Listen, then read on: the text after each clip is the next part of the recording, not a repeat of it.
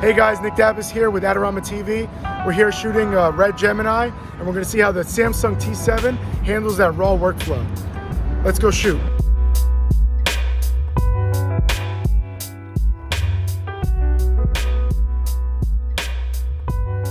Look at how thin and small this drive is.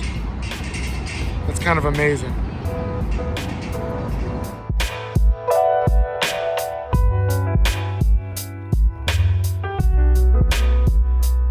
Let's go over some disk speeds and see how fast these drives really are. So first, let's start off with the Red Mini Mag. We're getting tests around 340 and 500 write speeds, and I mean read speeds. So now let's go over to the Samsung drive and see what speeds we're getting. Wow, we're getting close to almost 900 megabytes per second. And we're getting 900 read as well. So this is almost 3 times faster than a Red Mini Mag. You can actually work off this drive and back up together. And we're getting speeds of 900 megabytes per second. That's pretty amazing. Let's grab these 2 drives and go over workflow. All right, we're gonna throw everything on the timeline. We'll go into our settings, full res premium, red raw. This is the moment of truth. Let's see if it plays back. And I think, to be honest, we're limited right now to graphic card speeds. So we just did a test with the T7 on the MacBook Pro.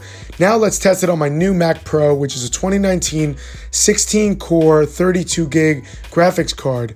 Let's see how it does. So we have everything loaded in the timeline. Let's just double check our settings and make sure everything in the raw category is correct. So we'll go into red. We got decode quality, full premium 16-bit, and that's red raw. Everything will just leave checked. Make sure it's saved, and also the drop frame is staying consistent.